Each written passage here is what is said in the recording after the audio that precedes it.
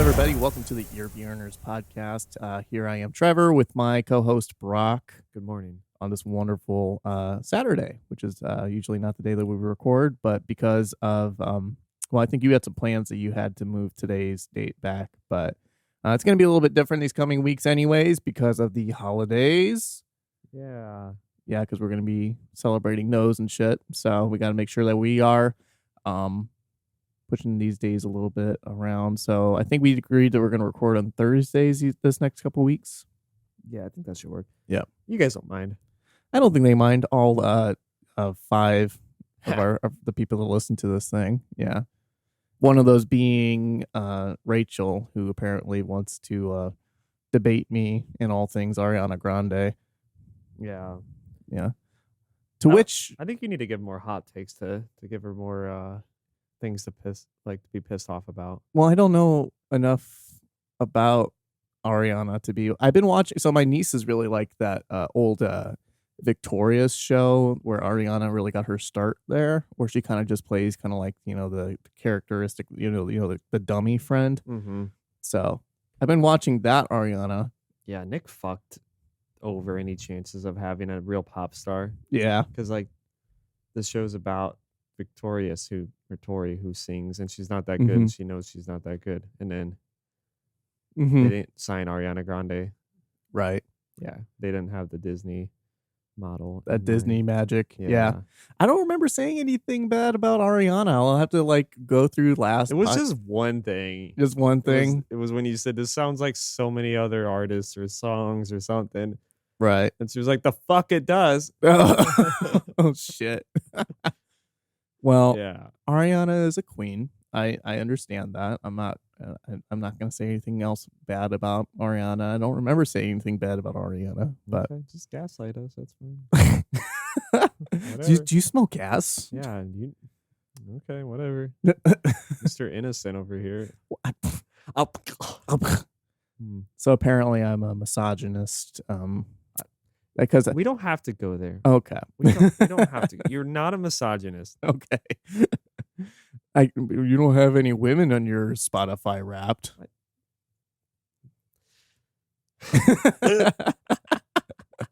I'm just saying what you were telling me earlier. I told you before we were recording. Yeah. I don't want to paint you bad. You're just like, I'm going to fucking do it myself. I wasn't going to mention this at all. I have plenty of it's kind of sad because I'm like I know plenty of women artists that I like. You got binders. You got binders full of women that you remember Mitt Romney? In the election when someone accused him of not hiring women. It's like, no, we had binders full. We got binders full. Yeah, or his hiring process. Where he's like, no, we went through binders. We specifically sought out women. We had binders full of women, and then that comment they just ran with, which is stupid. Yeah. No, there's plenty of women artists that I love. I liked Holter, Julian Holter, that we did. Oh yeah. Yeah. I really liked her album, which was fun to listen to. Yeah. Cool. Yeah, I'm an awful person. Yeah. Apparently. Yeah, I'm terrible. It's fine. Come onto the fucking podcast, Rachel, and we'll debate this shit. What are you going to debate? That I don't know. That you're allowed to be a misogynist? Or no. Is that what you want to talk about?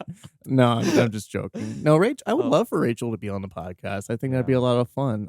I've thought for quite some time it'd be fun to, maybe let them pick an album we listen to and then have them on. Oh, she would love that so much. That would be great.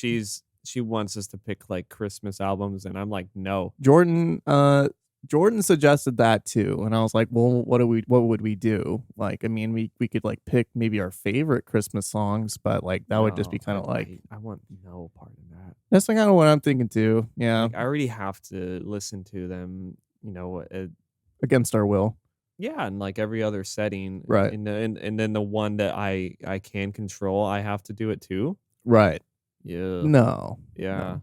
No. We listened to Christmas music on last Saturday, because we were doing Sunday, because we did Cookie Day. So if you're baking Christmas cookies, it's kind of nice to have Christmas music in the background. But there's only maybe a little bit of Christmas music that I will actually willingly listen to. Like the August Burns Red albums. Not really even that. They do that. They're turning into Michael Bublé with that. They do it every year. They do. Yeah, isn't that weird? It is. Yeah. How many times are you gonna do Carol of the Bells? That's the only metal Christmas song there is. Right. Yeah, the Trans-Siberian Orchestra does a really cool. One, yeah. I liked the jazzy kind of I think my favorite, because it was my grandma's, her favorite album whenever we would do decorations was the Charlie Brown Christmas album. Yeah, that's my favorite. My dad always plays the Weird Al Yankovic equivalent, Bob and Tom sounding Christmas songs, growing up, and to the point where I thought that was those were the actual songs, Christmas songs. Yeah, yeah. Instead of walking around in a winter wonderland, he'd play walking around in women's underwear, and other shit that hasn't aged well like that. And then you hear the originals, and you're like, "What the fuck?" That's definitely a What is this Macy's shit they're playing? Yeah. Yeah, that's very Mike. That's very Mike. Yeah. Love Mike. But I mean, I made Rachel listen to this album this week. And oh, you did? Yeah, because I put it on a lot. And this is a kind of a Christmassy album. There's bells. It's wintry. It's wintry. And she agreed. Yeah, it is. Because she got in the car. It's like, why?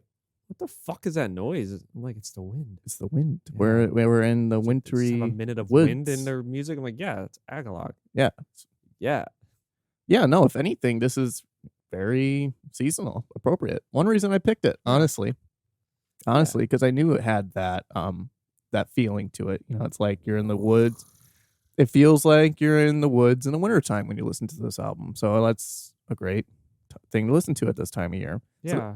So I don't know if I have a good follow-up for this week for Christmas. No, I think that's fine. You don't have to. Yeah. I just picked this. I picked this. Torn on it.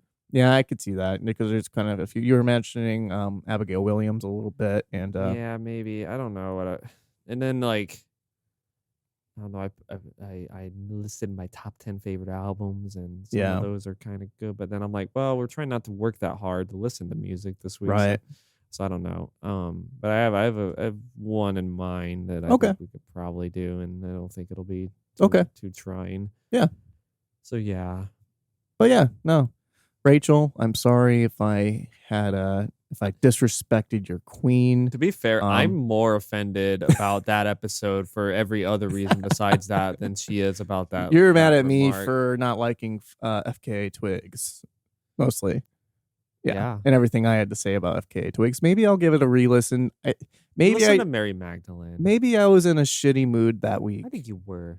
And I was taking it out on FKA Twigs. But we were playing some Mary Magdalene songs, and she said maybe that was a better pick than what you did. And I said that's interesting because I didn't think it would be, because I don't think anyone thinks that album's better than LP1. Right. But if you're after vocal variety, range, and more prominence in the mix, that's the album. Yeah. Where if you want more bizarre beats, then the one we listened to would be the pick. But I don't know, just listening to songs like Cellophane and Holy Terrain, I was like, wow, yeah, she definitely grew vocally, or at least showcased it more. Okay. In a way she didn't previously, where it was a lot of falsetto, soprano, higher register sounding songs, and less dominance in the mix. Yeah. Where I think that kind of goes away. But Mary Magdalene's a breakup album. Oh, is that the one about Pattinson? Yeah, but it's so that you wouldn't know really what's about him. She's she buries it within this Mother Teresa, Mary Magdalene, religious type imagery. I will, maybe what I can do is see if I can listen to that, squeeze that in, and maybe I can give my own thoughts on that. Maybe if I can squeeze in some more listening, because I do feel going back to last week, I do feel like she's a great artist. I just didn't really jive with the album. It was just hard for me to get into. I'm telling you, that's okay. Thank you. But you're still mad at me. I'm not mad at you. I never was. You're disappointed in me. It's different. But anyways, I would love to have her on the show, because I know Rachel is an Ariana stan. It seems like every other. I hate that word, stan. Okay, but every other Instagram post seems. I'm not roasting her, but it seems to be almost every other Instagram post is an Ariana Grande. Yeah, but and she would say, I don't care if you think that's too much. Okay. Yeah. That's fair. I think that's awesome. Yeah. You know where the word stan came from? Eminem? Yeah, because there's that song about the guy who didn't he kill his family or wreck his car or something?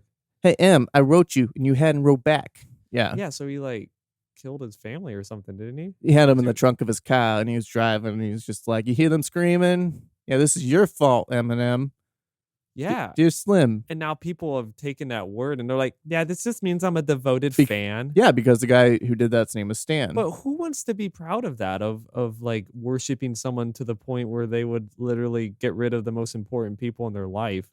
Who's proud of that? I mean, it's just a phrase that people. No, fuck you. Me? I didn't fucking come up with it. Fuck you. Oh. Fuck you. Is that what we're going to do this episode? We're just going to fucking fight? Is that like this has been a long seems to be what we do now, isn't it, Trevor? Fucking coming. Let's fucking do this shit. Headphones off. Hold my headphones. Yeah. Hold my headphones. No. Well, I didn't really know that word till this year. Stan? Yeah. It's been around for a while. Yeah, but I think up until now, people have devoid of its meaning. Wasn't the guy who killed John Lennon a huge fan too? I think so. Yeah, he was a stan. Yeah, literally killed his favorite person ever. It's weird. Yeah, you were saying something. Stan is like a fan, whereas there's another kind of thing for obsessed. I don't know. I think it's stan. That's the stan. Yeah, I think people obsessed. But I think there's levels of standing something. I stand, if I were to say I stand something, I would say no, I stand that, and that's just meaning I'm a fan of that. Wouldn't that mean stand? I can stand it? I stand that. I'm a fan of that. And where if you're I don't like the etymology. But if you're obsessed, yeah, I really stand them. I'm really obsessed. How do you casually stand it though? Because if you're I'm a casual fan of a lot of things, and I think that's just kind of I feel to be a stan, your family has to be in your trunk or not. It's I binary. think you're looking way too. It's a 0 or a 1. You either are or you aren't. You're looking way too far into this. Yeah, I don't know. The fact that that's the origin, that it becomes it's named after the guy whose family's dead because of his obsession over an artist. Yeah. Which I was about to say for this. Okay. That I forget what episode it was. Yeah. Okay. I hate being so self-referential for our own material, but you were talking about how there's no one you really want to meet, celebrity-wise. Was that what was that? I don't remember. It wasn't last episode. I think it was the episode before that. Yeah. Because you got everyone you need. Yeah. Which makes you not a stan in any regard. I stan you. I don't think it works like that. It's someone you're probably never going to meet. And if you do, it's going to be in a 3-minute meet and greet where you're going to get a signature. And you have to kill your family in order to be a stan. It's not. Yeah. Well, no. It should be that way. No, it's not. Because I think people are misusing have you talked to Rachel about what a stan is before? Lightly. I've said I think it's a bad word to use. I think she'd be able to, because she'd be able to explain it a bit better. I think I talked to her about it, but I don't think it means. I don't think the prerequisite of being a stan means that you have to kill your family. Why have it named after the guy who killed his family? It's if you're overly passionate about something, let me Google it. What is a stan? Let me Google that. It's gonna say, well, nowadays it's used as just a casual word to be. Because it is. I mean, that's just what. What is a stan? Is an overzealous or obsessive fan of a particular celebrity. So maybe that overzealous. Maybe I'm a little bit wrong with maybe the casually. Yeah. I think you can be a casual stan though. I think. I just why can't it be a fan? What does stan slang mean? Over the years, stan has morphed into a go-to slang term for die-hard fans and was added to the Oxford. Die-hard. It's in the fucking Oxford English Dictionary in 2017. I support Merriam-Webster. Okay. God. Okay, as a noun, stan is defined as an extremely or excessively enthusiastic and devoted fan. Nothing in here says that this is somebody that kills their fucking family. It just means That's that where it comes from, though. What if it comes from the song. Okay, let me look up the lyrics to Stan lyrics. His name's Stan. What if his name was Hitler? Then you're a real Hitler of Okay, FKA Norm. twigs. R.I.P. Are you okay? Norm Macdonald over here. That is real Norm. My tea's gone cold. I'm wondering why I got out of bed at all. Get to the Okay, sorry. Dear Slim, I wrote you, but you still ain't calling. Left my cell, my pages at my home. Pager at home. Phone at the bottom. Let me see. I read about your Uncle Ronnie too. I'm sorry. I had a friend kill himself with some bitch who didn't want him. Oh man. Oh, Slim. You reading this is this is okay. Man, that's a lot of words. I just think, okay, hear me out. The point of this song is not to not to give us a new word for being obsessed with something. And now that's like it. I feel like the intentions of the song are not met by the use of the word nowadays. And people have not learned anything that worshiping and glorifying people. They don't know who more than likely are probably assholes in real life. And they just happen to do one good thing, and that's make great work that you like. I think we've missed the point of this word and are using it poorly now. Right. Yeah. Because fuck Stan. Yeah. So it's the passage in the song where it goes really downhill is, Dear Mister, I'm too good to call or write my fans. This will be the last package I ever send your ass. And then it goes into kind of no more into that, and then it says, I hope your conscience eats at you and you can't breathe without me. See, Slim, shut up, bitch. I'm trying to talk. Hey, Slim, that's my girlfriend screaming in the trunk. But I didn't slit her throat. I just tied her up. See, I ain't like you. Because if she suffocates, she'll suffer more. And then she'll die too. Well, gotta go. I'm almost at the bridge now. Oh, shit, I forgot. How am I supposed to send this shit out? And I think like in the song, there's like a crash or something. But yeah. And then like the whole thing is that he writes him a letter back. And then saying like, yeah, I heard this crazy story about this guy who drove off a bridge. Yeah, I seen this one shit on the news a couple of weeks ago that made me sick. Some dude was drunk and drove his car off a bridge and had his girlfriend in the trunk, and she was pregnant with his kid. In the car, they found a tape, but they didn't say who it was to. Come to think about it, his name was you. Damn. So like. And this is what we want to use? This is the word that we want to use for being a fan of something? I guess, yeah. God damn it. I'm sorry I said anything about being a stan of anything. No, Trevor. I guess that's what it comes back to. It's not that you said it. It's that you defended it. Oh. But you get my point, right? Bruh. Like, this isn't like I'm just a happy little fan. I think maybe let me Google. Is there such thing as being a casual stan? Because I think that's where I'm falling into. Is just like, okay, bruh.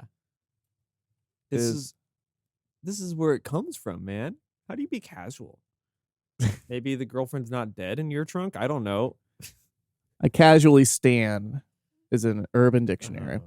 I casually stand using K-pop when someone knows all the members of a K-pop group and likes all the title tracks, but they wouldn't classify themselves as stans of that particular group. It's just like I casually stand something. Like I'm not overly zealous. I just kind of casually, I like it. Call it a fan. We had a word, guys. We don't need to. Like, why do we keep the names of the perpetrators in our hearts and not the names of the victims? It's a fictitious song. Is it a real guy? I don't know if it was a real story. It might have been a real story. I don't fucking know. Well, if it wasn't a real guy, I don't care then. Man, you are like, this is your hill. This is the hill that you're gonna fucking die on, isn't it? Die on this hill. Yeah, you're like my wife. You just find hills and you just stay on the hill. So wait, so if this was not a real story, I guess maybe it's different. But still, the fact that it's like derived from that. Yeah. What's just glorify being Tyler Durden or like Yeah. some other like I person. Durden that. Yeah, you missed the point of the movie. Yeah. Like, because like these are not people we should look up to, even if it's fiction, you know? Right. Right. But now we're like, yeah, I'm a Stan. I Chris Brown that. Yeah, no shit. Like literally. Might as well. Yeah. Right? Because I don't know. But I guess I Hitler that. Oh my God, dude. I don't want to be that guy who also like Jesus. like when people innocently use a word without knowing it, and then you come in like, do you know what that means? Like, and like because their intentions were not. My intention earlier wasn't to be. Yeah, so let me apologize to. Are you apologizing to me? Yeah. Oh wow. This doesn't happen a lot. Yeah, I mean, but you kind of knew the origin, so. I did, but like it's just, I don't know. I guess this is fun though. Yeah. Yeah. I would definitely like to hear Rachel's stance on the whole standing of things. Yeah, she doesn't use that word that much, so. Oh, I don't use it a whole lot either. I don't know. I just that's just something. I stan Ariana Grande. I think casually. I probably downloaded this take from Fantano or something because I think he had a comment on it. Okay. And he was like, I think stan should not be a good thing anymore, and people need to remember where it comes from. That's true. I think definitely you need to reference the resource material, like the where it came from, in order to get a better idea of it. Yeah. I stand on my ground of it. It's not a prerequisite. Yeah, it's not a prerequisite to. Also, Drake fans use that word more than anyone. I mean, fuck Drake fans. So. Fuck Drake fans. Like, I'm a Drake stan. Yeah. Like, imagine being a Drake stan. Yeah. This is your guy. Yeah. Yeah, it's not a prerequisite to be a stan. I don't think to kill your family or drive off a bridge with your pregnant girlfriend in your trunk. By modern definitions, I would be a KO Dot and Swan stan because anytime they announce a pre-order for an album I've even heard of, I'm fucking smashing that buy button. You do too. So I would say, if anything, there is a standing to that. But I've always said I'm just a fan. Just don't kill Rachel. I'm not gonna kill Rachel over some fucking bandit. Right. You know, I bet you. I don't worship those guys. It's a really kind of self-serving song, isn't it, Stan? Yeah, this guy killed his girlfriend. Yeah, you know, and I don't totally over me. Is it a message of being just like, yo, I'm just a human too? There's no need to do this crazy shit. I'd like to think that's what Eminem was getting at, but the fact that he monetized off of that, I mean, it's his art, so he's trying to like express himself and all that. But he also made money off that song, a lot of money. Well, a lot of his subject material, and this isn't an Eminem review, but like a lot of his earlier stuff is like, and I've even like, my mom is even just like, I don't like listening to him because it's just him whining about his life. Exactly. And it's a lot of his music. And like, he didn't have the best hand dealt to him, and a lot of people haven't. Yeah. He's been through a lot, that's fair to say. But like, a lot of it's like, yeah. My problem with Eminem is not what he did then. It's that he's still talking about this shit when he can afford therapy. And like even 2 years ago, he's like, my stepdad. I'm like, bitch, you're fucking 50. Like, get help. You don't need to like, or like Blink 182 still like acting like they're 18 in their songs. Like, you guys could like maybe grow with your audience a bit. Yeah. Or like Kid Rock calling out millennials for being pussies when all of his audience is millennials. Right. Yeah, I listen to the new Kid Rock song. It's trash, man. It's like it does a better job at satirizing and parodying like right-wing opinions than even SNL could. Yeah. I don't know. I just totally jump gears like that. We want to get into the episode? Yeah, we could do that. So, okay, I'm sorry for attacking you on the stan word. Okay. I'm being very particular. I think it's fair to say absolutely that, you know, if you're going to use that word, use it correctly, know where the source material is, and that it does reference a song about domestic violence and just violence in general. Obsessive fandom. Like an obsessive fandom. Yeah. Get better heroes, maybe. Yeah, or better words, maybe. It's okay to be a fan of things. Just bring back the F word. Be a fan. Don't bring back the F word. Be a fan. Yeah, be a fan. Yes, that's the F word. That's what do you think I was talking about? The real F word, but I don't comprehend. Okay, whatever. Okay. All right, ear burners.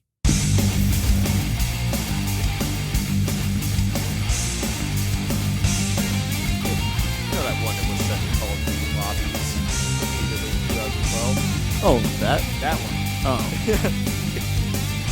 Oh, that one. Yeah, I know that one. Yeah. So I don't hate the person I become when I say know the etymology of your words. Yeah. So actually, yeah, because I don't want to be that particular on language either. Because right. sometimes people innocently use a word. Yeah, like you did. And the way that you stand KO Dot and Swans, I would say that Rachel probably stands Ariana. Would you say that's a fair statement to make? I know she's not here to defend herself, but we're devout fans. Okay. Anyways, let's go ahead and move on to the episode. I did just roll the intro music, a whole 25 minutes late, but that's what we do. We talk and we get a little bit carried away. Yeah. But anyways, we listened this week to The Mantle by Agalloch. I picked this album. This is an album that Brock had shown me pretty close to 10 years ago. He had shown me this album, and that was something that we had bonded to listening to this. I remember the first time listening to this album and you absolutely just blowing my mind with this, with the first couple tracks of this album. And it was fun to go ahead and, because I've done a full listen through of this before, but it was fun to spend this week listening to this. I did enjoy listening to this. And one thing I've noticed with this album, there's really only one way to truly listen to it, especially if you're driving, and that's like cranked all the way the fuck up. Mm-hmm. Like, that's the only way I can listen to this album. Like, I was driving to work back and forth with this album just blaring, and it's just so euphoric and good and atmospheric. And again, with the season, it has a nice winter type feel to it. And yeah, it is appropriate for the season. It's not like Christmas carols or anything, but you get the wispy winds like we were talking about before. You get some bells. I love the wood block they use in this because it's just so atmospheric. It's actually a ram skull. Is that really? Uh-huh. I thought it was like wood. Like on the lodge. Yeah. Like ding. Well, yeah. they end the end. Was it Odal?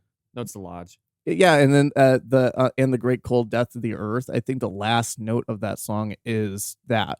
Yeah. That ding. That's a ram skull? Yeah, that's fucking cool. Yeah, they're hitting a skull with a stick. Great little creak. Yeah. It sounds amazing. It sounds really good. I'm just like, this is their second album, and man, like, how many other bands can layer acoustic guitars over like metal this well? Oh, it's beautiful in this. Yeah. I don't know if it's where they had the mic positioned on the acoustic, but you get a really nice that nice warm strum to it. So good. It's the texture of the strum is like almost perfect that you want to hear in a recording like this. Opeth has kind of done it, but they don't really dabble or like put it literally over the top of the metal sections like that. Like it's like on the wooden door, or I Am the Wooden Doors. Yeah. Like the like doing the entire solos over the top of that. And on the acoustic, and that acoustic solo is amazing. Meanwhile, the drums like. But even like the strumming, so like in Odal, the acoustic strumming, even I think a lot of these tracks, you know, even Celebration, the intro track, In the Shadow of Our Pale Companion, by far one of my favorite songs ever. You know, like the texture and the sound of the strumming over even the more distorted stuff. They managed to make it sound warm and pleasing to the ear. Yeah. Yeah, but even the dun dun dun dun, you know, like the rhythmic acoustic strumming is still like it fits in just nice, just layered, just perfectly. It's warm, it's cozy. That's the other thing. It's like this album is like it has like, you know, like you're cold in the wintertime, but you also have a cozy fire you're next to too. Yeah, it's kind of nice. That's a good take. Yeah, but very woodsy and very gritty in that way, you know, like this album makes me want to like live in the woods wearing nothing but like deer pelts and live off the land. Yeah, you know, you got dirt under my fingernails and like I'm chopping down Leo trees. DiCaprio and the Revenant. Yes, it gets snowy. Yeah, it's kind of like that, right? I'm eating raw elk hearts. Yeah, elk livers. Yeah, fuck elk heart. That's a local joke. Yeah. Just doxed us. Jesus Christ. I don't live there. We live in the heart of Touchdown Jesus in Notre Dame. That's where we live. Okay, that's a dox. That's a dox. No one asked. But no, this album is amazing, and it brings me back to that nostalgic time of drinking Pepsi and rum and Mountain Dew and vodka in Brock's basement while playing Grand Theft Auto and watching Adult Swim. Yeah, that's good shit. Yeah, that was a good time. It's nice to like listen to this because, you know, if you're like making casual playlists, like you'll probably put like In the Shadow of Our Pale Companion on it. Yeah. And then like maybe You Were But a Ghost in My Arms and maybe Yep. I'm the Wooden Doors if you were to like pull out your favorites. But like, yeah, you know, you forget about songs like the Hawthorne Passage and Yeah. Odal and the Lodge, and you're like, holy shit. Like the Odal is such a phenomenal like post-rock song. It's Like, really good. It rivals like some of the greats in the genre without even being like a post-rock album. I mean, this kind of is, but it's not at the same time. Like, I read that they were really influenced by Godspeed You Black Emperor on this, and you can definitely see that they've really made it their own. Yeah. Yeah. I mean, just it's just very those spacey. guitar tones. The guitar tones are really nice. Yeah, and it just builds. I love so the builds nicely. throughout this album because they really rely on a lot of like, you know, the same kind of structure, but it's very motify, melodic, and the build-ups are amazing. I think like Shadow of Our Pale Companion, which is the longest track on this album, I believe, has like multiple build-ups in it alone with different passages. Yeah. And then Do you notice how in The Great Cold Death of the Earth it bookends Yeah. the same themes? I didn't quite catch that until now or appreciate that. It pulls a lot of these tracks kind of pull from the original kind of strumming from and that dano from Celebration and Shadow. Yeah, from the first two tracks. It seems to be kind of a repeated theme throughout, it seems. That was the end of the Cold Death Earth, or the Hawthorne Passage you were talking about, sorry. I remember like when I was a religious kid. Okay. And I listened to In the Shadow of Our Pale Companion. Oh, yeah. And that, you know, the line. Oh, yeah, that line. Yeah, that line is... That just like fucked me up. Oh, yeah.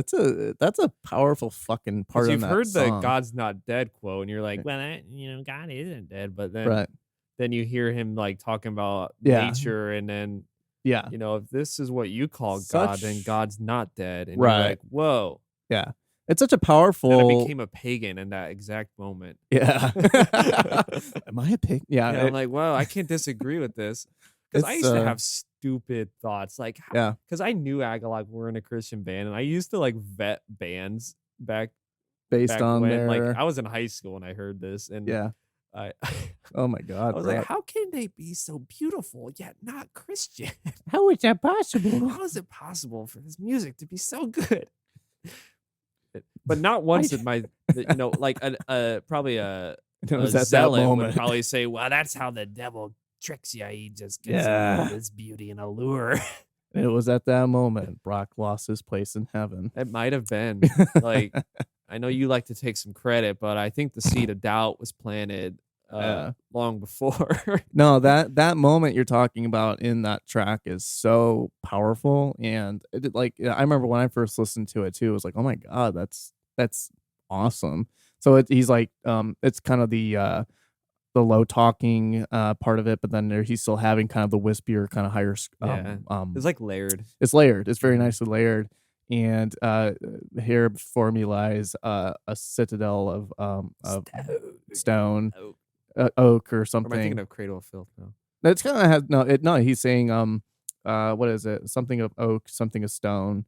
And if this grand panorama before me is what you call God, then it just like the God is not dead, and you're just like, what? And then it just it's awesome. It's a lot of bands fucking like awesome. They'll throw that God is dead line, and you're like, whoa, you're so edgy. But then they say this, and you're like, what? Yeah. Like this, the whole negate it. And that's a powerful moment in the song, but there's even other moments in it that are really good. It's just a fucking awesome song. And it like the whole thing is like this guy who is I think the story goes as somebody who's going into the woods to try and find what like God. He's trying to find himself. He's just like kind of on a path of like kind of like a soul discovery type of thing. And then he comes across that prodigal son, as they call it. Yeah. And then there's like a part in the song where he goes to a river and slits his throat into it or something. And then he talks about like all of his like hopes had died, dreams had died. Yeah, isn't he like, going to die? Like, that's his plan. Yeah. In the song. Yeah. This is like basically track 1. Yeah. It's the opening track leads into this track, which is interesting that they like. We need an intro for this 14-minute song that has a very lengthy intro to say dive, and it works. Yeah, the drums too. I love the war type drums, and it's like the bum bum bum. Yeah. I don't know how any of this is not cheesy when you like explain it. It's amazing when you listen to it. Anybody who's listening to this, go out and listen to the fucking song because it's amazing. Like, you know, you think of some of those black metal albums in the 90s, like even the anthems to the Welcome at Dusk. You're like, when they bring in the electronics, you're like, okay, you're losing me. Right. Or I was listening to other people's like top albums of the year, and there was this band, I think it's called like Stormkeep, and it was really good black metal until they like brought in this like medieval theme. Like there is literally the intro song. It's like this cranking, like a drawbridge is coming down, or like a portcullis. Yeah. And I'm like, okay, you're starting to lose me. You're Game of Thrones shit. And like it was so cheesy. But like the music was good itself. But I don't know. Agalloch. Even like the Wispy Winds, it doesn't throw me. It doesn't throw me. No. Have you listened to Pale Folklore, the first album? I don't think I haven't. There's kind of some parts where you're like there's like this operatic like female singing that comes in at times, and it's just so over the top. Yeah. But like that's their first album, and like I don't totally knock them for that, especially knowing that it led to like them making this album. Yeah. I want to read the lyrics to Shadow, if that's fine. That is fine. Just because they are so good. I would be doing a disservice to the song if I didn't read the lyrics, I think. So in the shadow of our pale companion, it starts through vast valleys I wander to the highest peaks, on pathways through a wild forgotten landscape. And I love the way that he the cadence that he sings this into. It's so fucking cool. His accent's so interesting for an American. It is. In search of God, in spite of man, to the lost, forsaken, endless, this is where I choose to tread. Just fucking awesome. Okay. Fall, so shall we fall into nil, the nothingness that we feel in the arms of the pale, in the shadow of the grim companion who walks with us. Here is the landscape, here is the sun. So that's the part like, here is the landscape, here is the sun. Here in the balance of the earth, where is the God? Has he fallen and abandoned us? As I'm stalked by the shadow of death's hand, the fire in my heart is forged across the land. Here at the edge of this world, here I gaze. This is the part we were talking about earlier. So here at the edge of this world, here I gaze at a pantheon of oak, a citadel of stone. And if this grand panorama before me is what you call God, then God is not dead. That's just like one of like the kind of the big climaxes. Panorama. The way he says it, it's just like he really stretches it out. But it's kind of like a play on the word panorama, because a panorama is a stretched out for the song. Yeah, right? Panorama. Yeah, like kind of like we were talking about, like some writers, like in say for example, high, Don't Leave Me High, Radiohead, like when he sings the word high, he sings it in a high note, right? So wow, good take. Yeah, so panorama, he says it in a way that he stretches it out. He says panorama, like it, like the way the way he, I showed this song to Rachel. It's really like, creative. This guy's American. It's like, what? Yeah, like some of the things he says, he makes it sounds like when he says reflection here later on, reflection, you know, like it's like that's not American. I don't know what it is really. Yeah, it's just kind of creative, I guess. I don't know. In the grand panorama before me is what you call God, then God is not dead, and that's the lyric we're talking about. And it's just like that part of the song, it just slaps you, and you're just like, oh my God, like awesome. And then the part I was talking about, I walked down to a river and sat in reflection of what had to be done. And an offering of crimson flowed into the water below, a wound of spirit from which it floated and and faded away. So like, blood, right? Like every hope I've ever had. So as he's kind of comparing that, like fading away, like every hope I've ever had, like every dream I've ever known, it washed away in a tide of longing, a longing for a better world, from my will, my throat to the river, into the sea. Again, just a fucking awesome moment in the song. Yeah. Wash away, fade away. Here's the landscape. Here's the sun. So at this point, it goes back to kind of the main motif and drive of the track. Here's the landscape, here's the sun, here at the edge of the earth. Where is the god? Has he fallen to ruin? As I'm stalked by the shadow of death's hand, my heathen pride is scarred across the land. Damn. So fucking cool. I want lore to like an actual like story, or like whether it's a book or a game. I want something that's placed in the same kind of like setting that this song is put into. Does that make sense? Yeah. Like a Skyrim or something, or like I'm playing Breath of the Wild. I've been playing a lot of Dark Souls lately to kind of also kind of get myself into this. But I want something like that based off of this world that they create with this kind of like it kind of has like a Wiccan kind of feel to it, where like Mother Nature is kind of like this god or something. It's fucking cool. That's all I can say about it. It's just fucking awesome. I know they take a lot from like things like The Wicker Man, I think. Okay. And I know maybe not this particular album, but some of their EPs, they like use sound bites from like movies. Mm-hmm.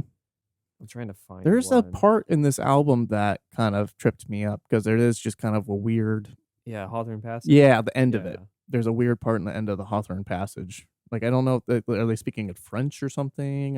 It's strange. No, it sounds. I'm trying to remember the EP it's off of. Oh, it might be The White. Yeah, so it has samples from the 1973 film The Wicker Man. Let me see what else. Or like I know they have an EP called Faustian Echoes, which is like the story of Faust, like selling his soul to the devil and all that. Okay. And they have a lot of clips from, I don't know if it's a movie or something from that. Like their EPs are really interesting if you've never gotten into those. A lot of them are instrumental only. Yeah. Or they have like or largely like acoustic. So I mean if you're ever interested in those, yeah, that sounds cool. They kind of have a lot of the lore, like you're talking about, or like more, I don't know, less metal, more like themes like that. Yeah, so those are really cool. Yeah, and I think that's where I first heard that. Like they have a song called "The Pantheist," and I was like, "Was that like an atheist?" And no, it's not really. It's more like they believe in God, but they don't believe like God interacts with the earth, like that everything is like synonymous with nature. Yeah, and there's nothing supernatural about that. Right. And I think that's another seed of doubt. I think Agalloch fucked me up religiously, so okay. Yeah, I'm not mad about it. Yeah, my religion shedded off of me. Oh yeah, you were Baptist, so I mean, they were just asking you to leave. Yeah, I remember because my grandma, she still struggles with.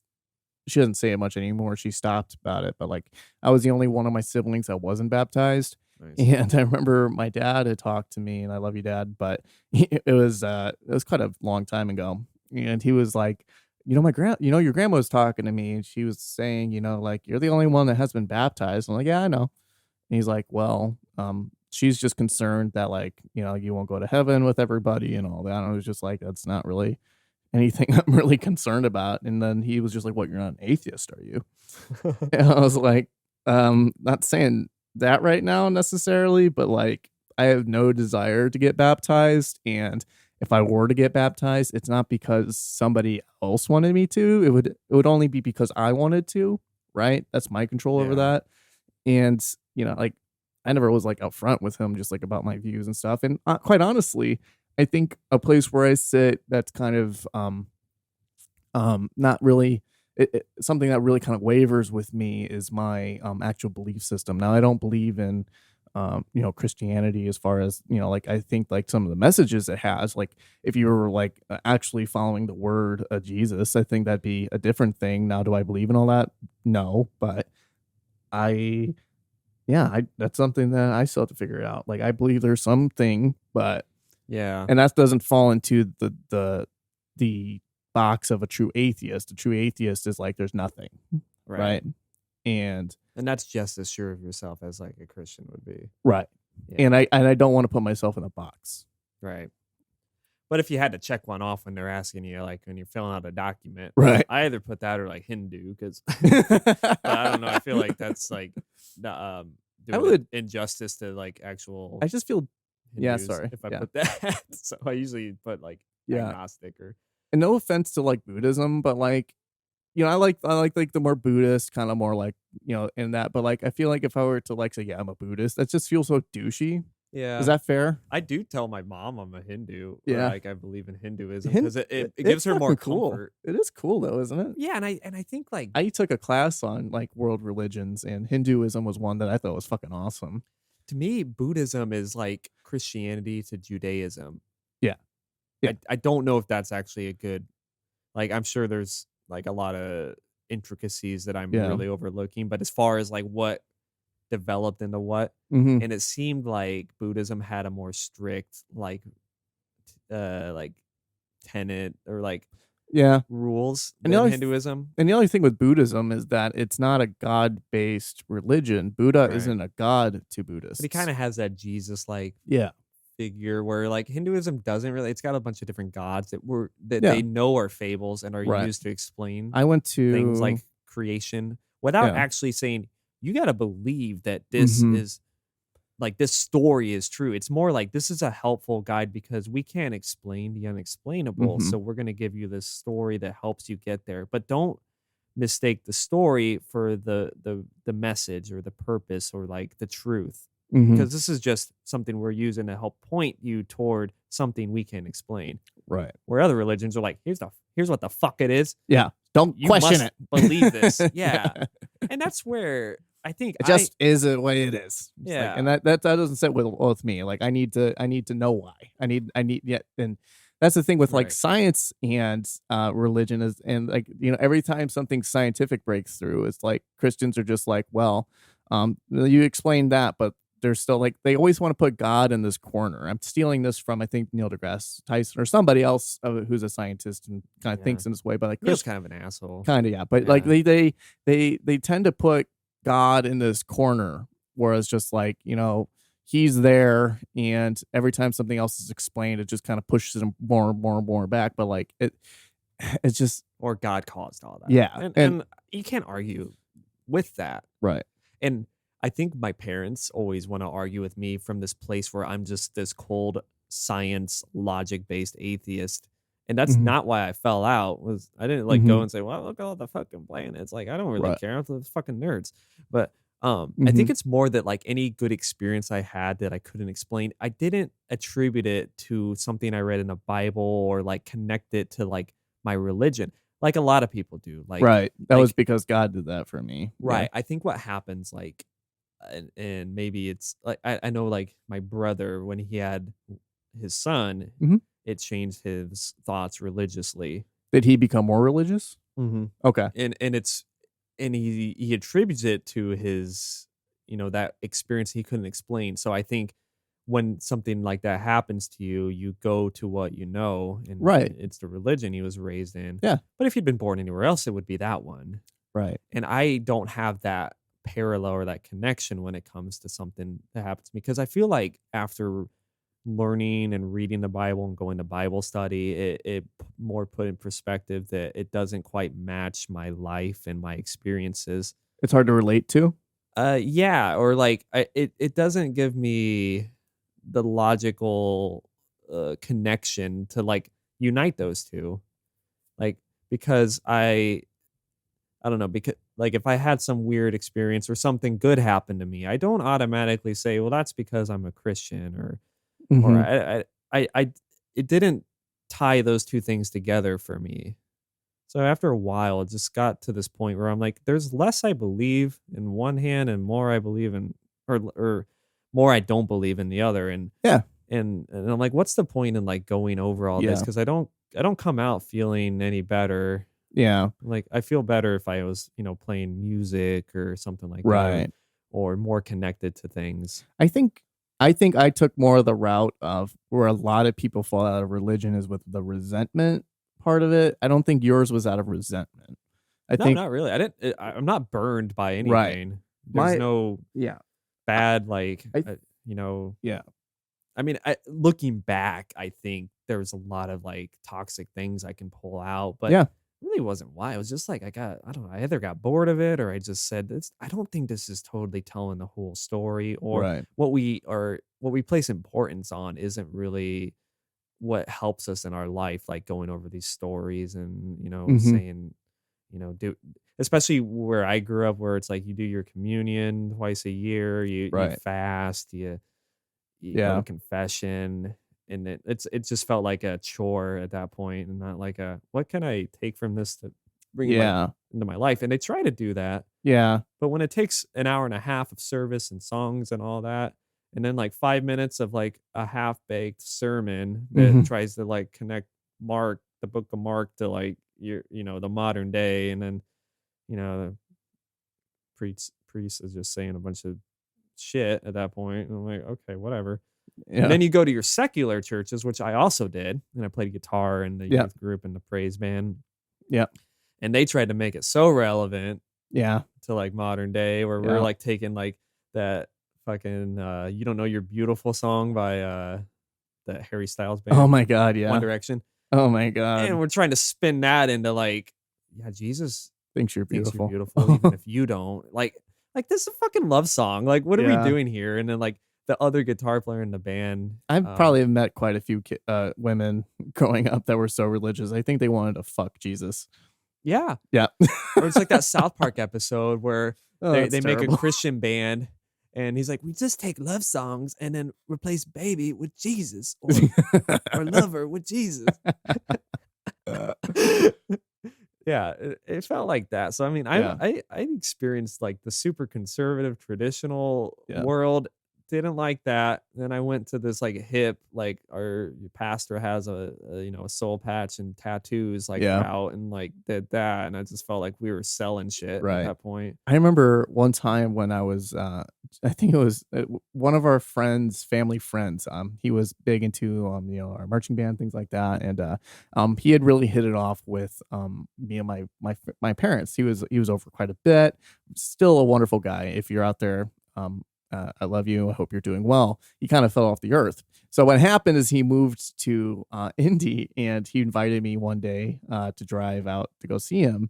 And he'd always had been more traditional Christian, Did you get cornered? it was it was weird. Oh So what man. happened was I drove out there, and thank God, because I was driving a really shitty car at the time. I'm surprised it got me to Indy from where we were from, and yeah, so it was just like, okay, so this is what we have planned. We got this and this, but I do have something with the church I have to do, and I don't want to just leave you here in the house by yourself. So if you want to come, so I think the whole point of that trip, and I still believe this, it was good to see him, but I think the whole point of that is like he was trying to like convert me or do something weird, because like he took me to this whole youth group thing, and it's one of those youth groups, like, and I had this too when I was growing up, where they had like a room with like video games in it and shit like Yeah, that. it feels And so, like yeah, tacky. Like, yeah. let's like And then trick you into coming to this thing. yeah, it was really much like Yeah, their that. Super Bowl parties were always big. Oh yeah, that was the Like, same in that's mine how they too. get you. Then Yeah, you don't watch the halftime show, and some guy up there comes up and is like, "Let's talk about the Bible." yeah, yeah, Like, yeah, oh, yeah. you fucking tricked me with all this food and games. And that's the whole trip out there was kind of like this kind of like weird, like I felt really gross about it, and it was yeah, he didn't make me do anything, but I just felt kind of like if I didn't do it, like it was going to be pretty obvious that I was the kid there that wasn't participating. Like the whole thing, like hold your arms out and like feel God's like Oh blessing on you and all raise that. your hand and Yeah, it was a weird experience. He blessed my car before I drove home. He like put his hands on it. It was just like, God, please make sure he gets home safe. And I was like, Thank you. I'm gonna get into it. I'm driving. Yeah. And that's the thing. Like, and even like in college, like undergrad, I had like a bunch of philosophy stuff. That it's just kind of prerequisite. It's weird. A lot of philosophy is prerequisite, and it's interesting. But I had a class that talked about. I think it's either like kind of like a Russian story. I'd have to look into what it's actually called. I'm sure there's an actual name for it. But it really hit home with me, and it was about two brothers. And one of the quotes from it was like, if God gave me a ticket to heaven, I would give it back to him, just because what God does, like I wouldn't want to spend eternity with somebody that does such evils and things like that, right? So like I think my place came with the resentments, because I've been through a lot of shit. And in that shit, I had a lot of religious people approach me and like really like saying like to the point that was really fucked, just remember when whatever sounds the seventh trumpet, that all come back. And it's just like, look, I don't need to hear this crazy fucking shit. Like I'm just, it was just like, and I was like, yeah, if there is a God, and you look at all the crazy shit that happens in this world, and he just willingly lets this shit happen, like, but your white nice Christian family is safe, because God loves you, but he doesn't care about the kids dying at starvation in other parts of the world and war-torn areas. It's like, but he cares about your nice little white Christian family. And I was just kind of like, where I was like, yeah, I'm not buying into that. And it seems like a really gross feeling. I felt like this is kind of like a privileged thing too. Yeah, as I just fell off of that. And every time I get, I don't know, I have my own bias, and I have to back myself out of it, especially the field I'm in, because I understand a lot of people that have been through a lot worse things than me still really look towards their faith as a place of comfort. And I respect that. Especially whatever recovered addicts. Like, yeah, absolutely. Those are people I don't want to argue with. Right. Like sometimes they're the most zealous when it comes to like absolutely recruitment. Well, I mean, even like the 12 steps, it's based completely off faith-based things like that. And I just sat here and said, like, how does he let this stuff happen? But like, these people pull from this, and it's like, well, it's because he gave me a challenge, and wanted me to get through this. And and I tell them, it's just like, whatever is your higher power that helps you get through this, I respect that. I will never walk up to a religious person. And I just talked a bunch of shit about, what I think about. But if somebody comes up to me with their faith, and this is what I believe in, and I'm like, does that give you a sense of comfort and support? And they say yes. And I'm like, good for you. Yeah. That's, whatever rock floats your boat. I will not, tell anybody that their faith, there's some aspects of it I think it's weird, but it's kind of like, whatever helps you get through your day, good for you. It's a balance, because I think our problem is the people who insist that you adopt this beliefs, and the recruitment tactics they use are like just what happened to me in that kind of like, it just like, don't force it on. It sometimes works, but I just like the fact there's a whole thing called the Crusades about it. Exactly. Like in the fear of it and all that. The fear of, like, that's not something I want to teach my kids, that if you do something bad that you're going to burn in eternity. Like why are you telling fucking kids this? It's fear-based. Right. Be a good person because you want to be a good person, not because you have this overhanging consequence of it, that like this guy is going to throw you in the pits of fiery hell if you do something wrong. Like, is that what you want to teach people? Like, no, be a good person. And the fact that that's the only thing keeping these people good is like that fact. Like, like I applaud a good atheist way more than a good Christian, because just to be good for the hell of it, doing it for any particular later reward. They're doing it because that's just human. Be a good fucking person. Yeah. So it's weird that, like, I participated in all that type of stuff, but then I go and listen to a 14-minute song by some band, and I feel more connected to myself and to everything than I ever did. And like, I went to a week-long church camp in upstate New York, and there was one moment where I kind of got that fuzzy feeling of warmth, but at the end of the day, I had to ask myself, was it really due to me being overcome with the Holy Spirit? And I was like, or was it just you had fun? Yeah, me connecting with like people and like feeling that like and there was music playing and those types of things. And I never had and like the way that you're saying that, I've never, like you were saying, I've never had a real Christian religious feeling that like this like something like some Christians express like I felt God like, and this is kind of the way they put it. I felt God I think you felt a enter me. dopamine. Yeah, you felt like some kind of like dopamine thing, but like I've never had this feeling of like being filled with this energy or whatever that is from. The one thing that I would say that I think the biggest religious experience I had was one time I did go to a Hindu gathering as part of my undergrad. I had to attend something that it's called a what did they call it in the class? Was it? Was it Diwali? I don't know. It was interesting, but it was part of the class. You had to go to a religious gathering and write a paper on it. And I went to a Hindu gathering. You go in, it's namaste, and all that, and it's a lot of breathing. Yeah, a lot of breathing. It's a lot of like you would hear, and this isn't like going. This isn't to like this is just kind of a demonstration of what you did, and it was like a lot of different songs, and one of them was like Om Ganapati, Ganesh Ganapati, and you left that with this feeling, like this high feeling. I felt high, like a euphoria. That's after what they feel. Yeah, it felt euphoric, and I was like, oh my God, like I feel great.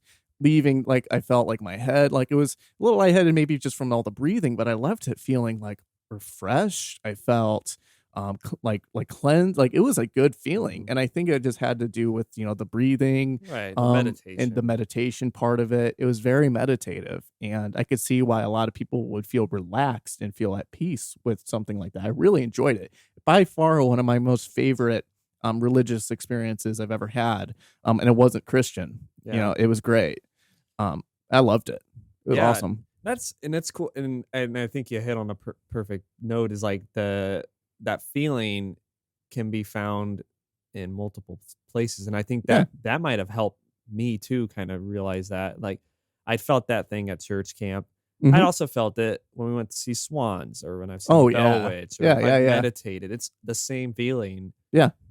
So it's not because I read the Bible and because I listen to these people who don't think gay people should be married and all that. Oh my God, yeah. So, and like knowing that you almost have to like accept that the book you believe 100% has this shit you don't agree with, and people still latch on to that, so I'm like it's coming from somewhere else, or your book's translated like shit. Which Brock, could be true. That's the devil telling. That's the devil in telling us all these things. Yeah. Hebrew does not translate to English that well. Sorry, King James. No, it's all what they want you to fucking believe. And like that's the other thing. Is like you realize that this book you guys all like, love and has been translated over and over again to appease whatever opinion was in place. It's fucked. Or it's like all fucked. I'm sorry. Like I was saying earlier, just like whatever you believe in, I respect that. But like at the same time, that's my opinion on it. It's fucked. Yeah. If it brings you joy and comfort, I'm happy for you. I'm never going to diss you for it. I know I'm talking hurting other people over it. That's fine. Right.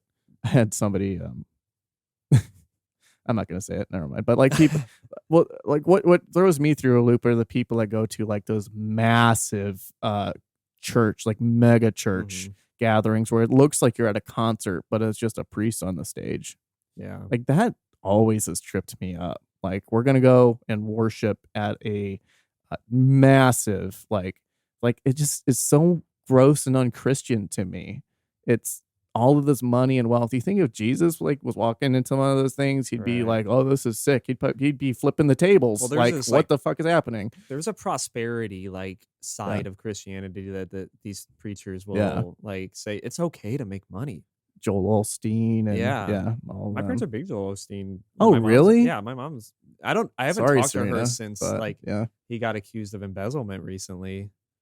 So I don't know. I've just all of their claims. I was like, well, I talked to God. She likes another and one. God said that I need to have another jet. She likes another because I don't need to be in a tube full of demons.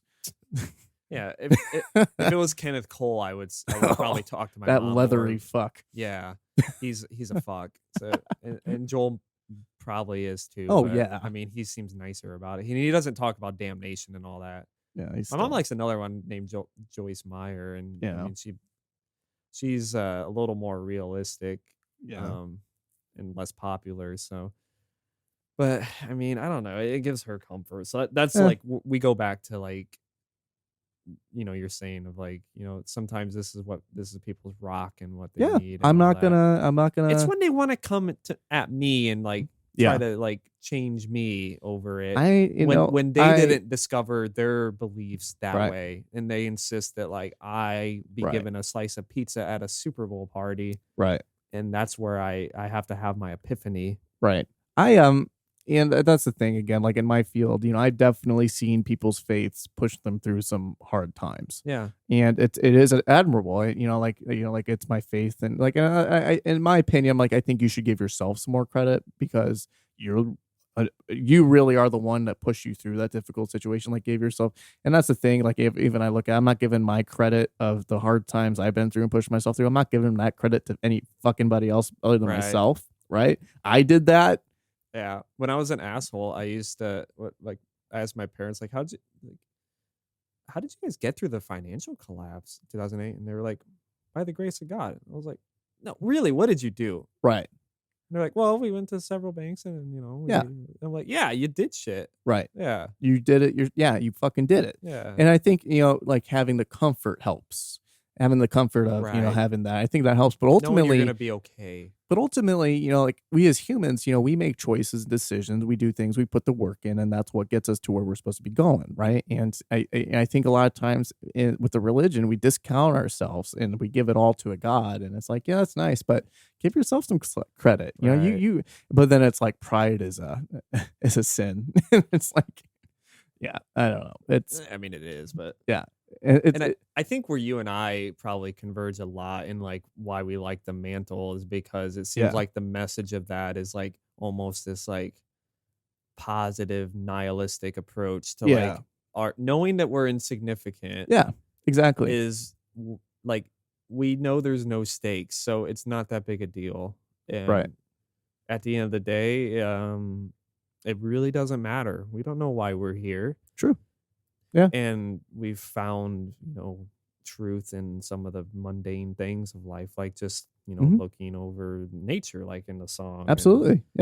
And just, I don't know. It's just, my only complaint is just like when they insist that I believe this or that they don't acknowledge a more pluralistic worldview where the rest of the world has found the same feelings and the same truths that they did, but though they say that's not true, right? Because like they can never convince me why the Bible should be believed. They can only say the Bible says this, but there's no starting point.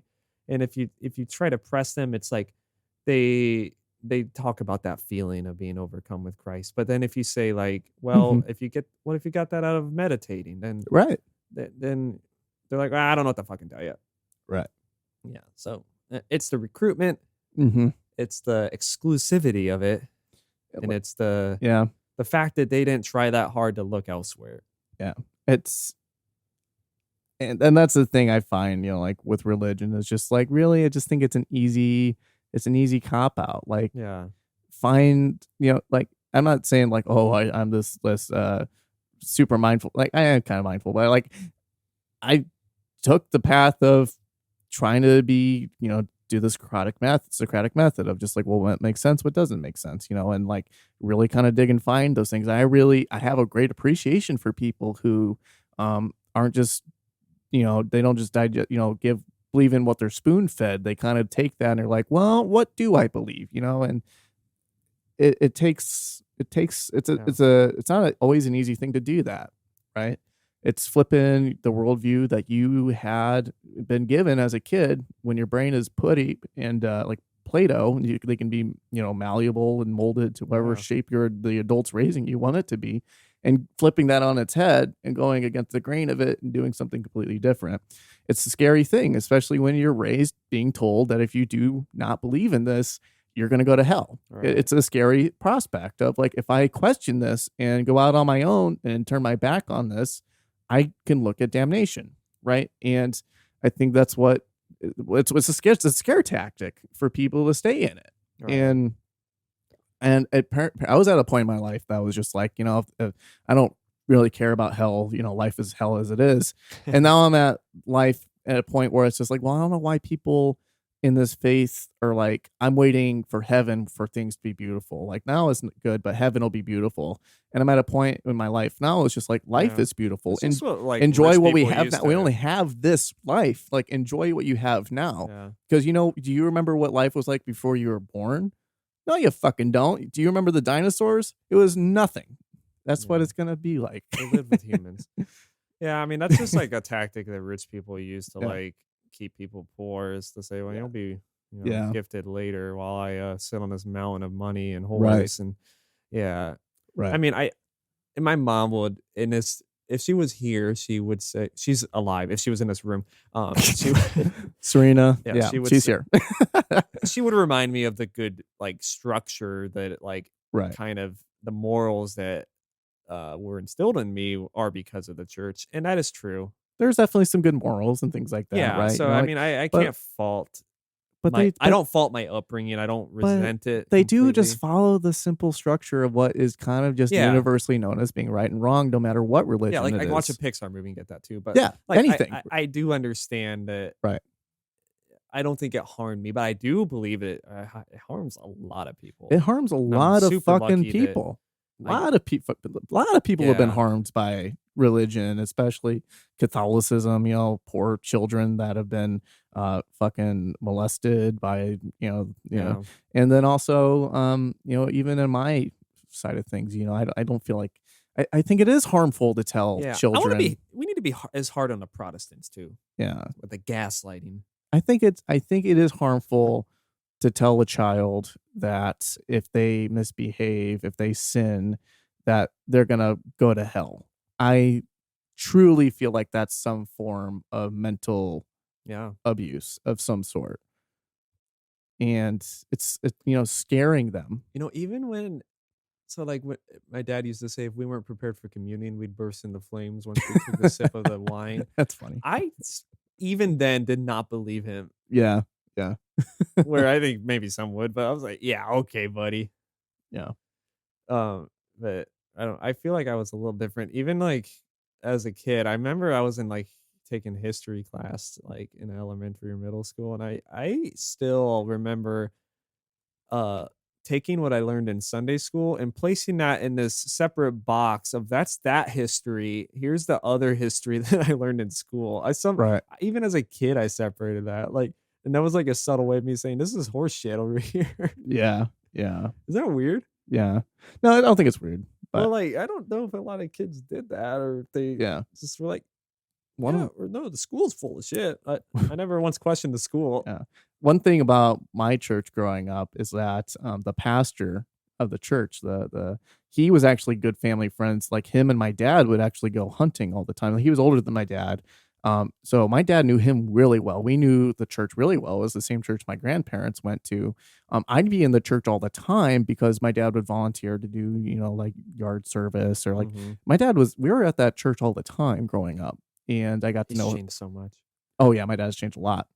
But we were there quite a bit, and my mom started going there too. And then my mom is the one who kind of like, I don't want to keep going here because the message is very bleak. That it's very that old school kind of Christian Baptist. Yeah.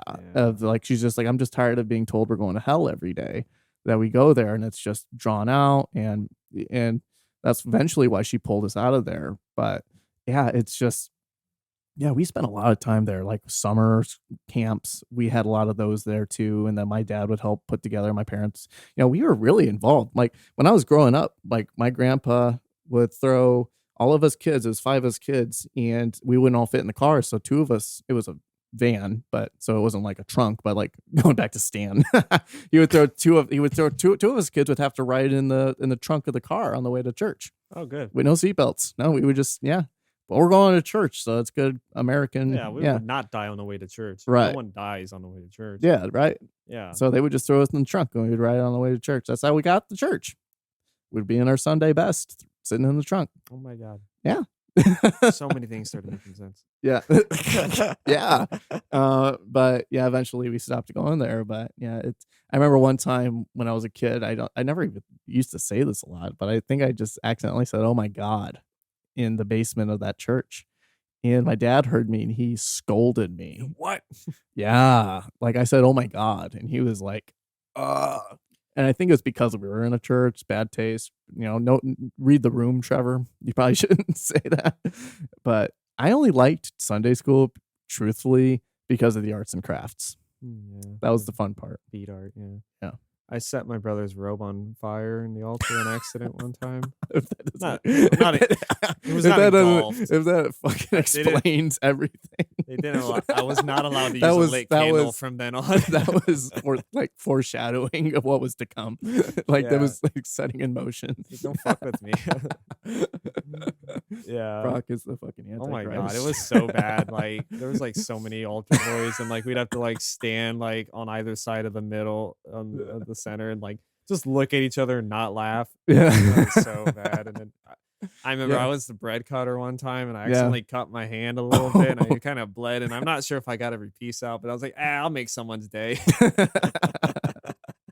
Did you do like Christmas plays and stuff for Yeah, church? I did the nativity scene. Oh, yeah. Up until like Yep.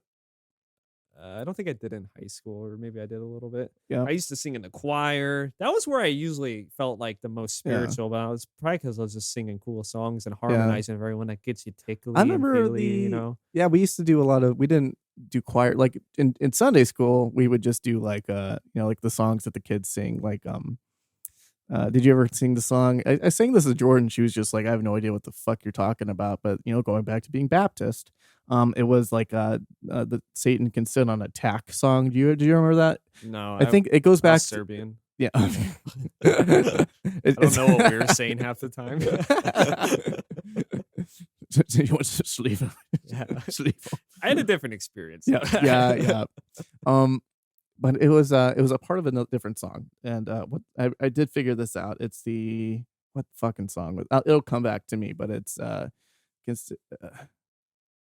I don't know. There's so many weird church songs, but Satan Can Sit on Attack. Satan Can Sit on Attack is one of the. If anybody's listening to this can remember what that song is, it's a well-known song, but this was added to it in my church. Like Satan Can Sit on Attack, and we would pretend that we were sitting on attack and jump up and say "ouch."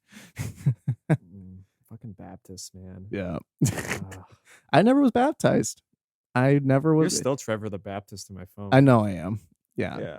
And name. yeah, so the church, the main church, because the below was the Sunday school, and then the main area was where all the adults went when the kids were in the basement.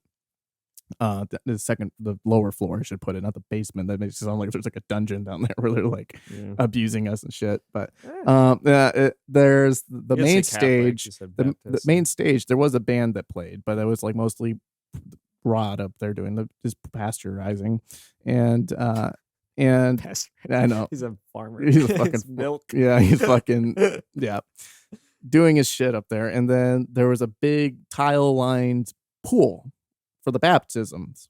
It was behind the stage, and it was like it was a legit fucking tub. Like it wasn't like a like the size of it was impressive. It was fucking huge, and there was a big crucifix above it, and he would take you in there and he would dunk you and then pull you up. Yeah. Nice. I never understood the concept of baptism, and I tried explaining it to some of our friends at our Mexican restaurant because they were all really religious, and that's more Catholic. And I said I never really understood the concept of baptism. Why are you going to clean a plate before it even got used, right? Wow. When you clean a plate, well, sometimes and then you eat off that plate again, it's just going to be dirty. Yeah, if I buy something from Amazon, sometimes I clean it off before I use it. Yeah, but like the concept of baptizing a baby, it's like all his sins, like that baby's gonna like fuck some shit up at some point in its life. Here's a better Is it explanation. okay. Can you hear it? Yes. Insurance. Oh, you got that lifelong policy there. That since you were baptized, that like my sister wants to baptize her kids still, but yeah, she doesn't really want to. That's go a good around way to church put that it. I much, guess so- it is insurance, isn't it? That makes Yeah. sense. Okay, That's why I insurance. got baptized. Yeah, You got that Jesus plan. Yeah, but I just don't pay the premiums like I should. So I don't know if my policy's lapsed or not. That's actually a really good way to explain it. It's a just in case. And like, Yeah, I was baptized like at like that's 3 months. I never thought of it like that. That's a good way to put it. Baptized very early in my life, where like Right. Protestants will say you need to wait till you have to get confirmed and you need to be like 16 or whatever and make the decision and all that bullshit. Where, in our church, we're like, fuck them. We're just going to blanket get everybody. Right. Makes more sense, right? Right. But you can never get unbaptized either. You can't. Yeah, my brother likes to remind me of that. You can't get unbaptized. Yeah, like, you'll always be baptized. I'm like, yeah, I guess so. I mean, I've toweled off quite a bit, so I don't know. Yeah. I don't know how you undo it or you turn your card in. Or so whatever, is the baptisms with holy water? You would have to find some like anti-holy fire, maybe, that you can like. I figure I've polluted my ears enough with Agalloch. Satan has polluted you. Agalloch is probably the first like. It opened the door for you. It might to become a heathen. Might have, just because they introduced me to interesting concepts that made way more sense than what I was being told. Yeah, and matched my experience. Yeah, I really don't know if I had anything that really. No, because you had resentment and like toxicity growing up. I mostly had pleasantness. Yeah. So I think that was why it was such a shock. There was pleasant moments, and I hate to sit here and be like it was all bad. Like there was some pleasant moments, and we should never regret it because it made us who we are. So yeah, that's true. That is true. Yeah, I mean, there's a fine line to that. I don't want to like get down like abuse and all that. If you experience that, like, no, that sucks. It shouldn't have happened. Fuck them. No, yeah, fuck that. No, you should never have experienced. But like for me, I don't really resent my parents or any of that. I mean, I don't resent. Feel like everyone's doing the best they can. That's what they know. That's what they wanted to teach us. Exactly. It worked for them. They're good people. There was like another time later in life, like almost after high school. It was after high school when my parents were like, "Well, we're thinking about going to this Lutheran church. If you want to start going with us," I'm like, "Nope." Yep. Yeah. No, I don't want. No. Yeah. I'm good. You guys go ahead. I'm good. I guess I do feel bad that I don't like I'm the only one who's not involved and they are, and there there is that disconnect, and then there's the whole Serbian community attached to it, right? That they seem to have a separation of, but like I don't come to those events because it's all the same thing to me because it's the same people. Right? They don't get that. They're like, this is culturally different. Like, are you the only one that doesn't go to these things in your family? Does like your sister? And all that? Yeah, they usually participate, and I always try not to, or I but that's the thing is like you're still a really good person and you're very still much valued within your family. Like it's not, and I know your family, I don't think they would ever like discard you out because of this reason. No, I mean, they would have done it already. They would have, but they still asked me to like join these areas, right? Participate and help out setting up these events and stuff. And and I have a decision tree in my head of like, okay, am I doing it for the church? Okay, I'm not doing things for the church. I'm doing things for my family. So that's usually I end up doing it if it's like if they're putting something on. That's fair. Or they're involved in that. But but then they'll say, well, those people gave so much to you, and they care about you, and that's tough. I just don't feel good going, and I feel like a fraud because I don't tell other people there, except I told the deacon one time because he was like drunk and was like, I like that Buddhism shit. I'm like, you're the second in command of the priest, and just that. So then I was like, I don't believe any of this. Right. So that's cool. And it's probably a lot more difficult for you because there's a lot more cultural background. Where for me, it's not. Mine's milk toast. Mine is you're here or you're not. So, yeah. I don't particularly want to associate, even if it's not a religious event I'm at. It's on the grounds. It's the same people. I mean, how different is it? And it all benefits and goes to that organization. So at the end of the day, I don't draw this imaginary line between the two. And I think that's where the disconnect will be as long as they're all doing that. So and they don't like Agalloch very much. So have you considered like when you're at the point when you have a child, just how much more difficult that's going to get for you? Not to scare you, but do you think that's going to be another thing? Well, I'm not ready for kids. But like when you do get to that point, if I do, do you think that's going to be a lot of family stress on you with the whole background? Like, are you going to have a lot of questions like why isn't your child being baptized and all that and not engaged? And like, I'm not trying to be a dick. Like, I was wondering if this is actually even something you've thought of, or No. oh, okay, No, because I haven't really thought of having kids. So. okay, yeah, I mean, I've been pressured to yeah, need to have kids by my family, but they right, haven't said you need to have kids and raise them here, so right, I think they know better. right, But yeah. And that just kind of goes back to another point, and then just like, if you're ever gonna like become like a partner with somebody, like, please make sure that like, some people like will be open minded, like if somebody believes something else, like, like it's kind of important to have kind of similar beliefs as a partner. I think it or helps, or or just or a boundary of yeah, I'm not going to adopt all of your ideas, and you have to be okay that I'm not going to do that, right, because I think that's where a lot of Christians, they want yeah, the exact same type of, because I feel like they want to be on the same page from the start on yeah, how to raise kids and to go yeah. to church. And I feel like me and Jordan are kind of similar on the same page. We both believe kind of slightly different things, but we're still pretty similar and pretty close, I would say, as far as that spectrum of things. And Yeah. I think it would make it fairly difficult for me if she wanted to do more religion-based things. I don't know. It'd be weird. Like, I'm open-minded, but it would make things a little complicated, I feel like. I don't know. It totally would. Yeah. I don't know. Yeah. Interesting. So track 3, God, man. Odal. Are we gonna get through all of these? I don't know. Oh, but like, let's just go ahead and just kind of like, because we talked about the Shadow of Our Pale Companion, which is like and it's a can of worms for religious It exploration. is. It absolutely is. And this album is amazing. Shadow of Our Pale Companion is one of my favorite songs. We read through the lyrics of it.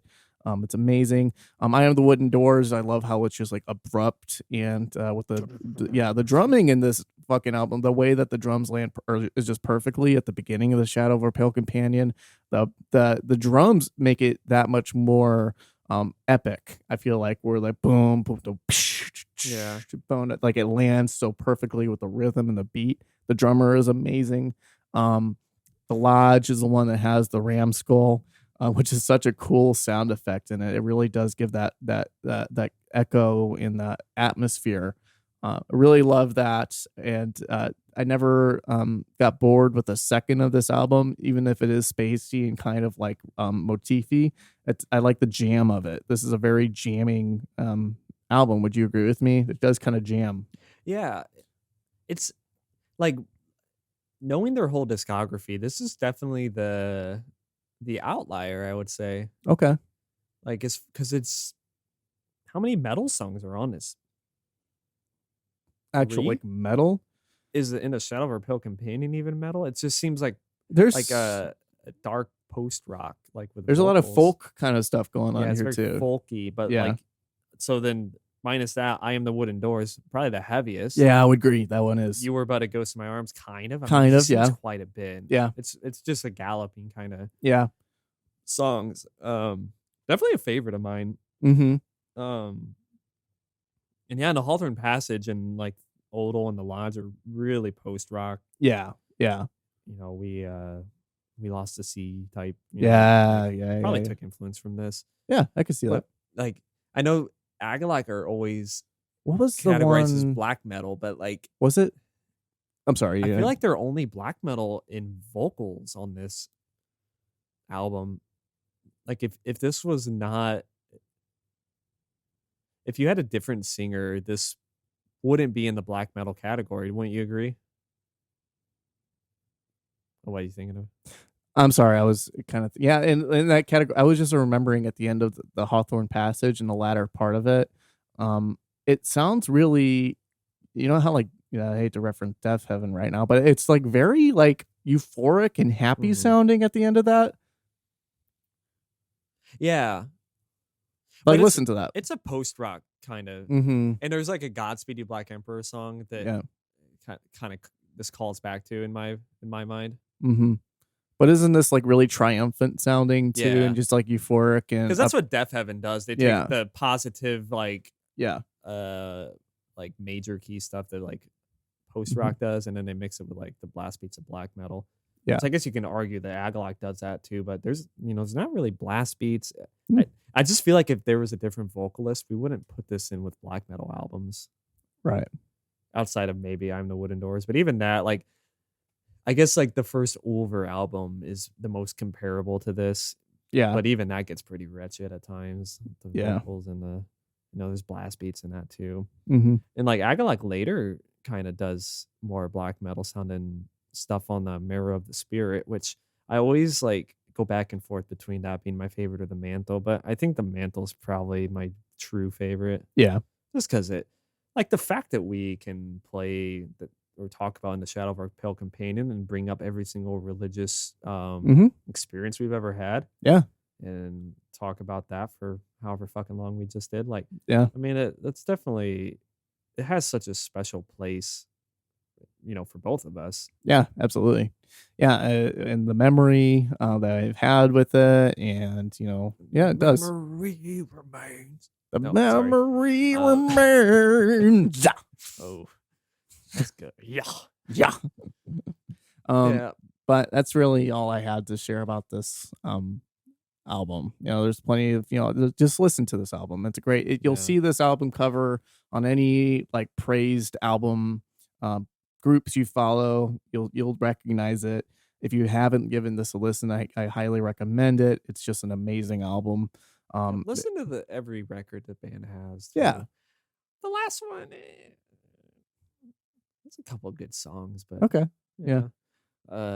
Marrow of the Spirit, I think that one's super good. I'll listen to that one. I haven't listened to that yet. I think this is really the only Agalloch. Picking that next week, but I don't know. Like two Agallochs back and forth. Because I listened to a lot this week too. Yeah, and also Pale Folklore and Ashes Against the Grain. Because let's not do two Agallochs in a row. Just to kind of break it up a bit. But I could do Agalloch forever. It is fucking good. But anyways, that was mostly just a long conversation between me and Brock about our religious experiences and beliefs and things like that. Not necessarily beliefs, but kind of thoughts. A little bit both of that. But no, I think it is evoked when you listen to like The Shadow of Our Pale Companion. Yeah. I mean, they introduced me to so many concepts of like just explaining the unknown in ways that I hadn't really considered, and like we are all the Pale Companion. I'm very pale. Yeah, you are. But like we all kind of take that journey in some way. Like if you're serious about your spiritual inquiry, like this is that song. It is for you, and that's why I think it hits so home for me. Is because I've been that guy searching for what is God, what is this? Like I've been that guy trying to figure it out, and this and that this guy in the song, in the story, he's hit with that realization of just like, oh shit, like this is beautiful, this is beauty, this is grand, this has to be what this God is, to me at least, right? This is what makes sense. And yeah, that's a journey a lot of people go through. I implore anybody who's at a place in their life where they're kind of in this moratorium, like, well, what do I believe in, to kind of like dig, educate yourself. Education goes a long way.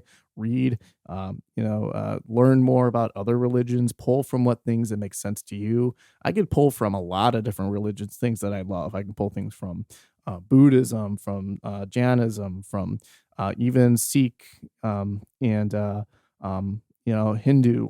You can pull a lot of things from those different religions that are awesome that you can take from and incorporate into your life and what you believe. And it doesn't have to be just black and white. It can be a whole bunch of different things, right? I implore anybody to find that. Wiccanism, Jediism. Jediism, I think Alan Watts is probably my favorite like religious author, just because he spent significant time as a Catholic like chaplain and a Buddhist. Oh wow! And studier of like Eastern religions, and always just trying to find like the connection between the East and the West for like,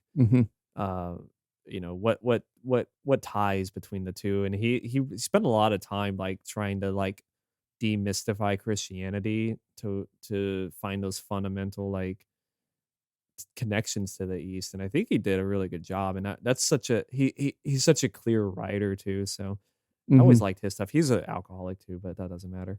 Synonymous. I mean, he's a man at the end of the day. So yeah, but I don't know. I found him later on in my kind of discovery because I don't know. After leaving kind of the church, like there was just this like kind of void I felt because I had nothing really in Yeah. place. And I was like, I don't think atheism was the You really read the you read a answer. lot of philosophy. A Yeah, I lot was of a pretentious little fucker for a Sartre, while there. Camus. Yeah. Yeah. Yeah, and like I don't know, for a while I was still kind of a zealot in my own regard for like Mhm. some of the things that I kind of landed on. So now Yeah. I'm like, I don't really feel like I have to explain it to everybody like I did. I was like, am I any better than a Christian just for like, oh, I think I found it. I'm gonna tell you about it now. Right. Like, no, I'm like, that's not how I came into it. Mhm. So someone didn't just fucking say a bunch of words to me and cornered me, and Mhm. you know, you have to kind of find your own Yeah. way and your way of explaining it to yourself. It only bugs me on occasion of where I kind of am. Me? Because no, me. No, not you. Oh, okay. No, not you. You don't bug me for that reason. No, for as far as like, that void you're talking about. Like, because in me there is kind of a void of what is it? But like I don't feel like I need to put something in that hole, right? It's worse. What is it? Anyways, that was The Mantle by Agalloch. I implore anybody listen to this. I just listen to it. It's a great album, and I know we didn't talk a whole lot about it, but some themes kind of circling it. And if you're like, holy crap, they listened to this and that's what they took from this, I want to listen to it too. Yeah, listen to it. Or if you've heard it and you're like, here's another fucking podcast about these two white guys talking about it. I mean, this is probably different. Yeah, because we weren't just like masturbating over this album for the entire time. Like, right. You could probably find anywhere else. So true. Yeah, that is true. And that is that this is the easy week too. So like, it's good that we had more of a relaxed kind of conversation, more so than just, deep dive on something. Because that's kind of what we were going for these next few weeks anyways, was just kind of more relaxed, because me and you know this fairly well. So yeah. So what are we going to listen to for our next? And so there were some newer ones I wanted to do, but then I'm like, oh, it's easy week. So it's easy week. I'm thinking we could do Panopticon by ISIS the band. I haven't listened to that. Really? No. I think you have. I think I played it for Panopticon? I'm ISIS the band. I know Wavering Radiant very, very well. Okay. But if you want to listen to that one, we can listen to that one. Let's do that one. Okay. I think you know it, honestly. Which one? What is it called again? It's Panopticon. Panopticon. It's probably the most popular one by them. Oh, that's a band. Okay. Oh yeah, that's a black metal band with banjos. Is it really? Yeah. Oh my god. I just feel so weird typing ISIS into Spotify. The band. The band. Yeah, Panopticon. I think there's been many a days where this album has been on while we've hung out. Yeah. Okay, yeah. Let's listen to this. So I think you'll find it pretty easy.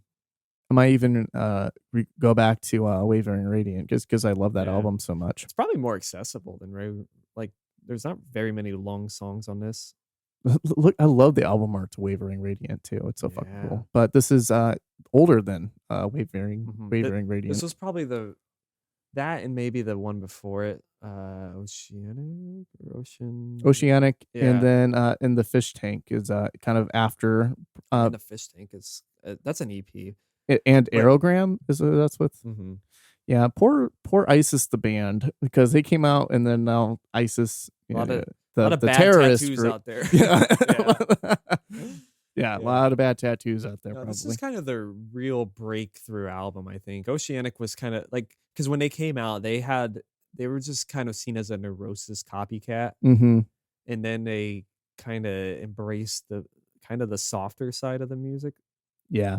What, did we stop? No, we didn't. I don't think so. No, we're going. Oh, okay. We were just zoomed out. I thought it stopped recording. It heard a click, didn't you? Yeah, it did. Yeah. No, we're still going. But no, so I've seen you. I think you've had this one before too. I've seen this one, In the Absence of Truth. I think I've seen that art before. That one's okay. It's when they went on a tour of Tool, and then all of a sudden they sounded like Tool. Oh, it just kind of rubbed off on them. Yeah, like just a lot of tribal drumming on it. Yeah. Yeah. But these are the guys behind Old Man Gloom. Or just the main guy. Just the main guy. Yeah, Aaron Turner. He's in Old Man Gloom, Sumac. Who is okay, wait, one of them went with Chino, right? Oh yeah, like the rhythm section joined Palms with Chino. Palms, yeah, and I liked also that. A good album. Yeah, I liked Palms for sure. Yeah, haven't heard anything new from them in a while. That was actually the first vinyl record I bought. Was Palms. Oh, really? Yeah, that's cool. I think I sold it back though. Okay. Yeah. But anyways, so next week we'll listen to Isis the band, Panopticon. Yeah. I almost picked like the purposely most evil black metal record I could find for Christmas. Yeah, so this will be the one we review on the week of Christmas. So that's interesting. Yeah. It's not really that threatening. I was expecting Abigail Williams. I thought that was good. You want to do that instead? I mean, if it's Easy Week, I mean, this is an album I haven't heard. So, I mean, if it's Easy Week, it'd be Easy Week for me to listen to Abigail Williams. So you haven't heard it? I don't think I've heard this album. Play a song right now. I don't think I've heard this. I don't think I've listened to this album. I think you'll find it easy to listen to for sure. So it won't be difficult. Oh, wow. Yeah, they don't fuck around. That's nice. Yeah, it's very... I don't think it... It's, you know the band. Yeah, I know the band. Yeah, so you kind of know what you're getting. Okay, that's fine. We can listen to this. Okay. All right. I So... think about Abigail Williams. Yeah, so I thought you talked about them last week. You were like... They're so similar to Agalloch, though. Okay, we need to switch it up, is what you're saying. Yep. Yeah, so this is post. This is like know. post-metal, post-rock, right? Mm-hmm. Yeah. All right. So next week we'll be listening to Panopticon by Isis the band. And thanks for listening to us talk today. Thank you. We didn't yell at each other for the whole time. Just at the beginning, that's but a it's all in very fun. peaceful That's all in fun. When we got on the most hot button issue, we were the most calm. Yeah, that's funny. Yeah. But we need Arguing to. Over We an do Urban need dictionary to, term. We need to bring Rachel on at some point. So at some point, maybe she can calling her out. Yeah, no, she wants to, like when we get another upgrade the setup so we can have another microphone. Oh yeah, we'll be able to have more guests. Yeah, so that'll make it a little bit more fun. Unless she sits right here. Yeah, with her face like right next to yours, right next to mine, so we both are in the mic. That could work too. It would probably pick up, honestly. There's a little stool right here for you, Rachel. Yeah, come on over. And you can pet Pip while you're here too, so that's a nice little plus. Pip fucking ditched me though. Yeah. But anyways, this has been the Year Beerners podcast. Thanks for listening. Check us out on YouTube. Check us out on Spotify or Apple Podcasts. If you're checking us out on YouTube, feel free to subscribe, like all that, share with your friends. Give us a comment. We love comments. We want to hear your guys' thoughts. Podcasts suck because this is the only way we can get comments unless you message us on Instagram or something, which we are on Instagram. Yeah. Yeah, YouTube's cool because you can leave comments, but you can't leave it on Apple or Spotify. No, you can't. Like, you guys suck. Yeah. You never talk about the album. I want to hear. If you guys think we suck, tell us we suck. Yeah, or if we should talk about the album more. Yeah, if we need to actually fucking stay on topic, because that's part of it. That's okay. I like the way we have it. So if others have a problem with us. I like us. I love us. I love us. Yeah. Get over here. Okay. All right, roll the music. Roll the music. Wow. That was loud. This is an hour and 42 minutes. I actually have to get going to my in-laws cookie day. Yeah, we had cookie day last week, so this one is with the in-laws. So listen to Isis the band with them. I will. No, you won't. I won't.